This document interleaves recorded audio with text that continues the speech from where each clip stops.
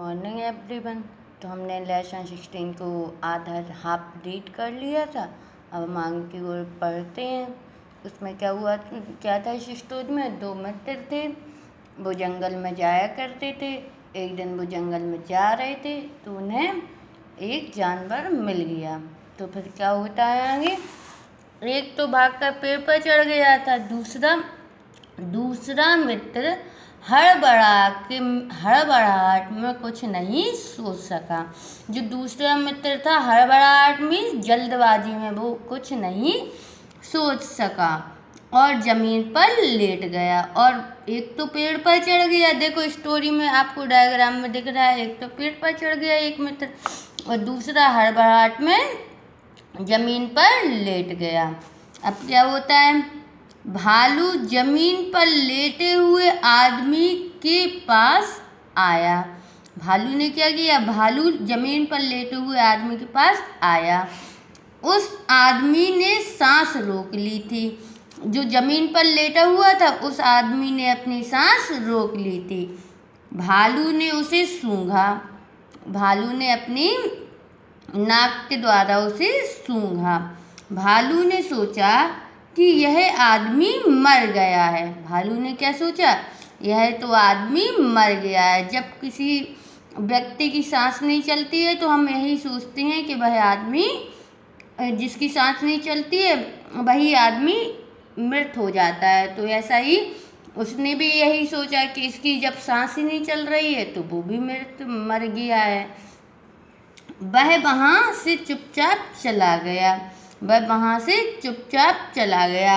भालू के जाने के बाद पेड़ पर चढ़ा हुआ आदमी नीचे उतरा।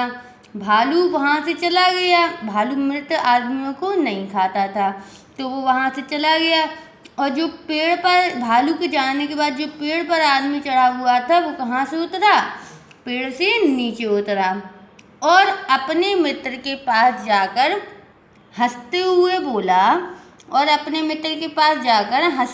बोला, वह भालू तुम्हारे कान में क्या कह रहा था। उसने सोचा कि भालू ने इसे खाया नहीं, ऐसा इसने क्या कर दिया। तो वो ऐसे ही मुस्कुराते हुए बोला कि वह भालू ने तुम्हारे कान में क्या कह रहा था। उसके मित्र ने उत्तर दिया, जो मित्र था उसने उत्तर दिया, भालू मेरे कान में कह रहा था कि ऐसे आदमी को कभी मित्र नहीं बनाओ। भालू मेरे कान में कह रहा था कि ऐसे आदमी को कभी मित्र न बनाओ जो संकट के समय साथ छोड़कर भाग जाए।